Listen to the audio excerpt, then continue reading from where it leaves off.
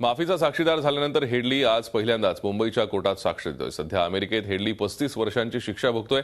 आजच्या सुनावणी दरम्यान पाकिस्तानच्या सहभागासंदर्भात महत्त्वाचे धागेदोरे हाती लागण्याची शक्यता आहे।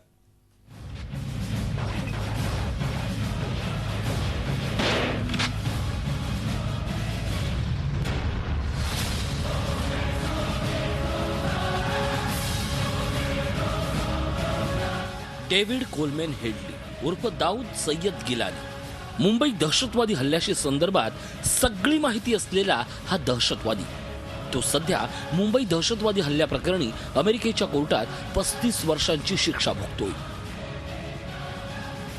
हेडली मूळचा लष्कर-ए तय्यबाचा दहशतवादी। त्यानं 2002 ते 2005 या कालावधीत पाकिस्तानात प्रशिक्षण घेतलं होतं। 2006 ते 2008 या 2 वर्षादरम्यान हेडली 5 वेळा भारतात आला आणि त्यानं हल्ल्याच्या ठिकाणांची रेकी केली। हॉटेल ताज, हॉटेल ओबेरा आणि नरिमन हाऊस या ठिकाणांचं व्हिडिओ फुटेजही त्याने घेतलं होतं। हेडलीनं दिलेल्या माहितीनंतरच पाकिस्तानातले 10 दहशतवादी मुंबईत आले आणि 26 नोव्हेंबरचा भयानक दहशतवादी हल्ला घडवण्यात आला। 2009 मध्ये हेडली शिकागोहून पाकिस्तानात जात असताना पकडला गेला।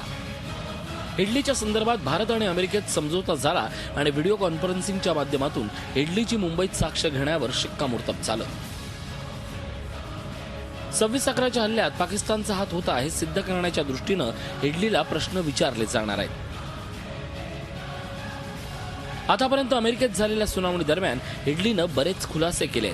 मुंबई हल्ल्यात पाकिस्तानी लष्कराच्या 3 मोठ्या अधिकाऱ्यांचा हात होता ही महत्त्वाची माहिती हेडलीनं दिली आहे।